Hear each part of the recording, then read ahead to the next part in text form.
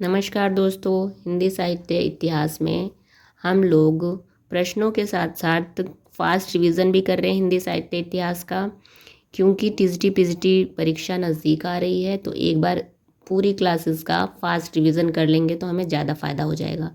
इसके अलावा आप लोग प्रश्नों को भी देखते रहिए, उसको रिवाइज़ करते रहिए। जितना ज़्यादा इस टाइम रिवाइज़ करेंगे उतना अच्छा होगा हमारे लिए। इससे पहले हम लोगों ने हिंदी साहित्य इतिहास के स्रोत का रिवीजन कर लिया था और आदिकाल में सिद्ध साहित्य का और नाथ साहित्य का भी रिवीजन कर चुके हैं। आज हम लोग इस वीडियो में जैन साहित्य का रिवीजन करेंगे। तो चलिए फिर शुरू करते हैं। रास या फिर जैन साहित्य। जब हम हिंदी इतिहास पढ़ते हैं तो दोनों साहित्य को एक साथ इसमें पढ़ लेते हैं, रास और जैन साहित्य को। तो जिन प्लस ये जो जैन शब्द है, जिन प्लस शब्द से मिल के बना है। जिन किसे कहा जाता था? भगवान महावीर का एक नाम है जिन।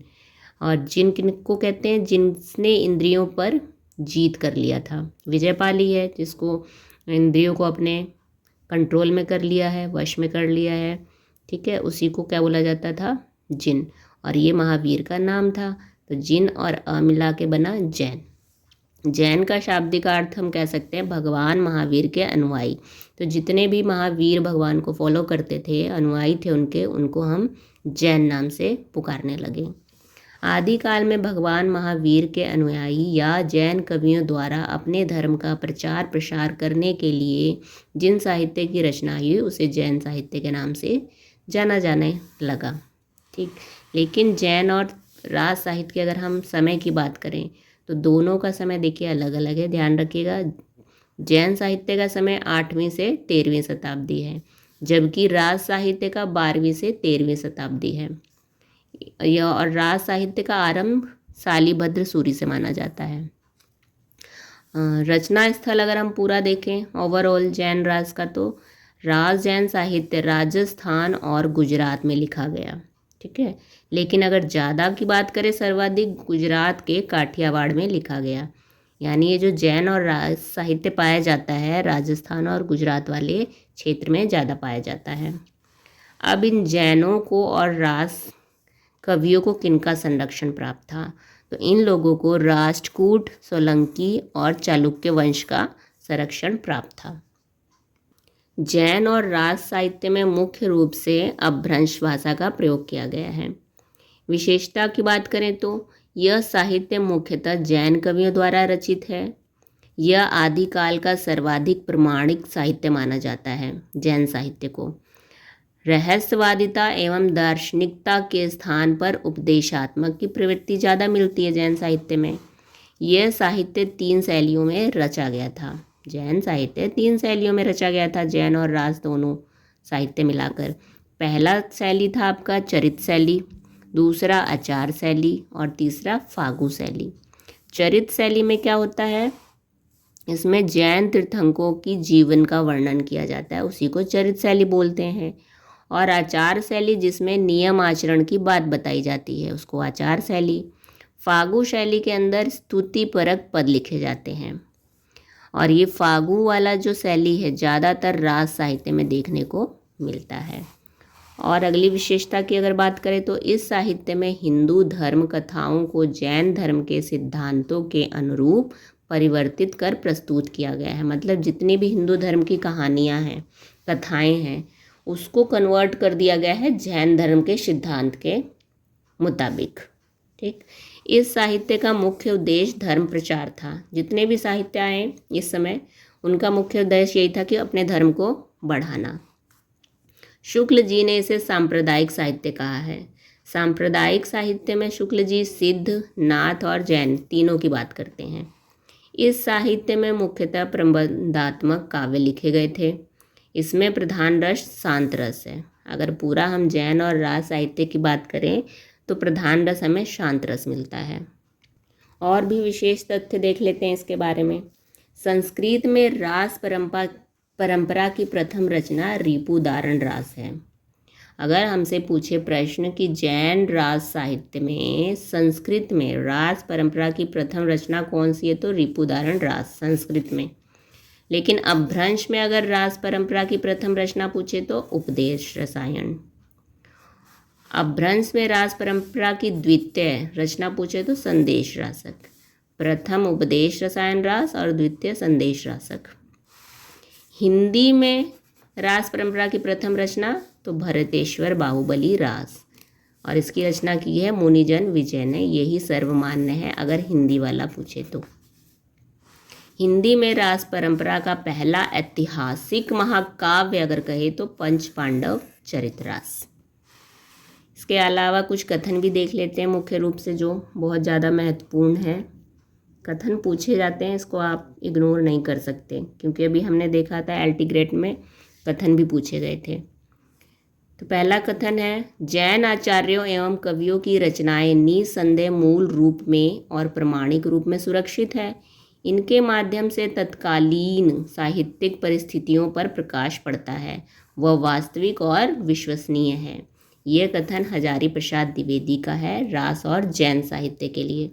दूसरा कथन, यदि इन जैन रचनाओं पर से जैन विशेषण हटा दिया जाए तो ये रचनाएं सिद्ध और नाथ की कोटि से भिन्न न लगेंगी। हजारी प्रसाद द्विवेदी का एक कथन, इनका कहने का अर्थात था कि जैन सिद्ध नाथ सब एक जैसे हैं, अगर जैन विशेषण हटा देते हैं तो वो जैन वाली जितनी रचनाएं वो सिद्ध और नाथ जैसी ही लगेंगी। थर्ड, दो कारणों से हिंदी के परिवर्ती साहित्य पर जैन साहित्य का प्रभाव नहीं पड़ता है। जो हिंदी के बाद लिखी गई रचनाएं हैं उन पर जैन साहित्य का प्रभाव नहीं पड़ता है। एक तो पूरा साहित्य मध्य देश के बाहर लिखा गया है, दूसरा इस साहित्य में एक धार्मिक दृष्टि की प्रधानता है। तो ये कथन भी हजारी प्रसाद द्विवेदी का है। तो अब हम मुख्य रूप से जैन और रास साहित्य में पाए जाने वाली रचनाओं को, उनके कवियों को देख लेते हैं। तो पहले कवि हैं शालिभद्र सूरी। ठीक, इनकी 3 रचनाएं मिलती हैं, भरतेश्वर बाहुबली रास, पंच पांडव चरित्र रास और तीसरा बुद्धि रास। तो हम पहले की बात करते हैं, भरतेश्वरी बाहुबली रास।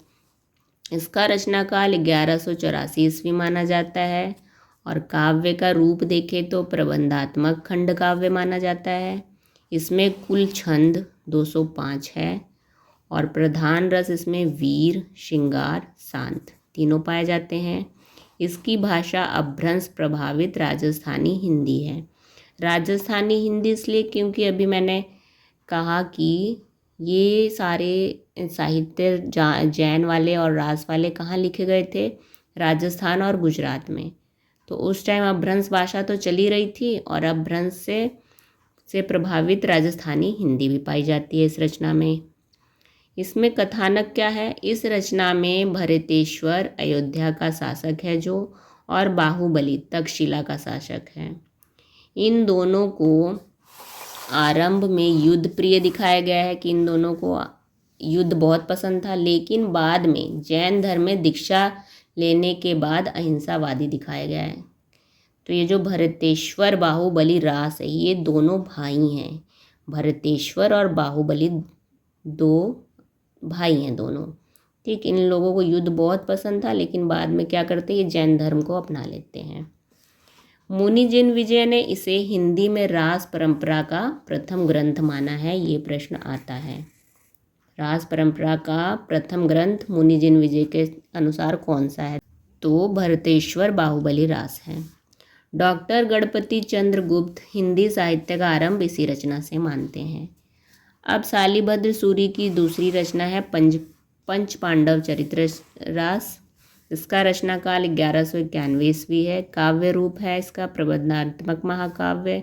इसमें कुल सर्ग 15 है। महाभारत की कथा का चित्रण है इसके अंदर, नाम से ये पंच पांडव रास। तो इसमें महाभारत का चित्रण है। इसमें पांडव को अहिंसावादी दिखाया गया है, क्योंकि जैन धर्म का मान्यता यही है कि हमें हिंसा नहीं करनी है, तो अहिंसावादी दिखाया है पांडव को। भाषा अपभ्रंश राजस्थानी मिक्स मिलती है हिंदी। यह रास परंपरा का हिंदी में पहला ऐतिहासिक महाकाव्य माना जाता है, पंच पांडव चरितरास को अभी हमने पीछे देखा। अब शालिभद्र सूरी की तीसरी रचना बुद्धि रास। इसका रचना काल है 1193 ईस्वी। इसमें रस प्रधान रस है शांत रस। इसमें नीति, वैराग्य एवं आचरण से संबंधित पद है। इसकी भाषा भी अपभ्रंश प्रभावित राजस्थानी हिंदी है।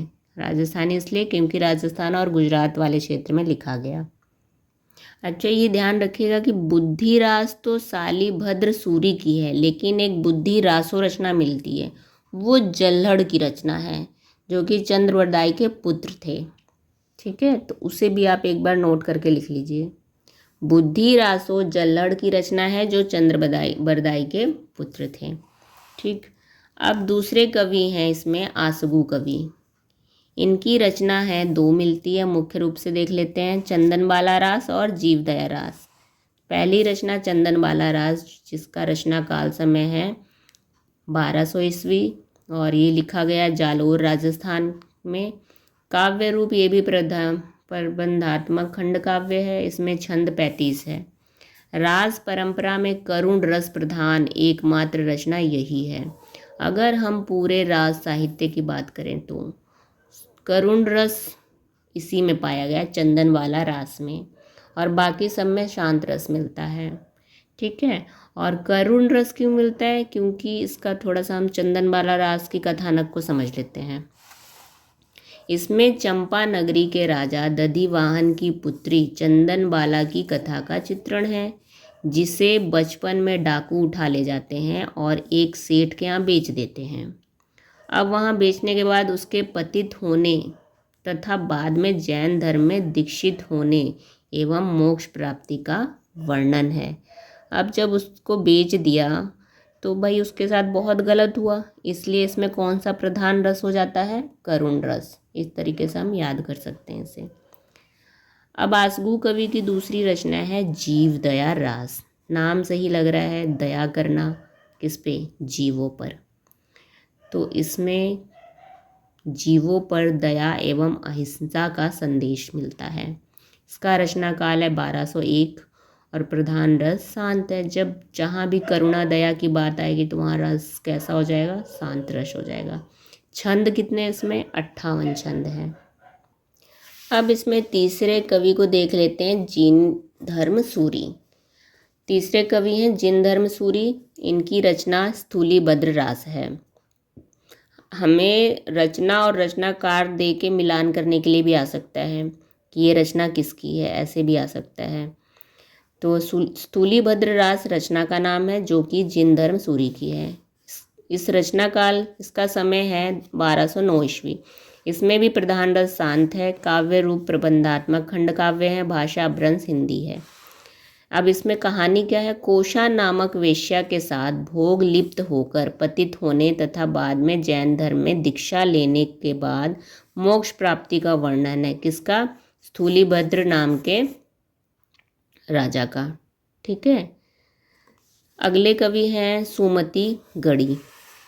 ये कवि का नाम है सुमति गढ़ी और इनकी रचना है नेमिनाथ रास। इस रचना का समय है 1213 ईस्वी। इसमें छंद 58 है। 58 छंद जीवदया रास में भी था। 58 छंद ध्यान रखिएगा। जीवदया रास आसगु कवि की है और ये सुमति गढ़ी की नेमिनाथ रास है। इसमें भी 58 छंद हैं। भाषा अपभ्रंश प्रभावित राजस्थानी हिंदी। राजस्थानी हिंदी मिलेगी और अपभ्रंश, क्योंकि आदिकाल के ज़्यादातर रचनाएं अपभ्रंश में ही लिखी गई। उस टाइम ये भाषा ही प्रचलित थी। अब इसका कथानक नेमिनाथ और कृष्ण के चरित्र का वर्णन है। ठीक है, इसमें अब इस परंपरा के अंतिम कवि को देख लेते हैं हम। पांचवें कवि विजयसेन सूरी। इनकी रचना है रेवंतगिरी रास और रेवंतगिरी रास का समय है 1231 ईस्वी। काव्य रूप इसका मुक्तव काव्य है। इसमें भी प्रधान रस शांत है। तो अभी तक आपने देखा होगा जैन और रास में जितने भी रस हैं शांत रस है, लेकिन चंदनबाला रास करुण रस था। और वो करुण रस किस लिए है? उसकी कथानक से समझ में आ रहा है कि उसको उठा के ले गए थे डाकू। इसमें रेवंतगिरी, ये जो रेवंतगिरी रास है विजयसेन सूरी की, रेवंतगिरी तीर्थ स्थल एवं नेमिनाथ की प्रतिमा का चित्रण है।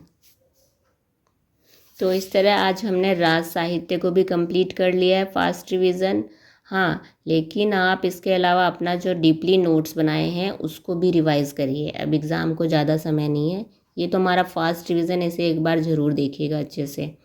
और जो प्रश्नों की श्रृंखला है, ये देखने के बाद प्रश्नों को सॉल्व करिएगा।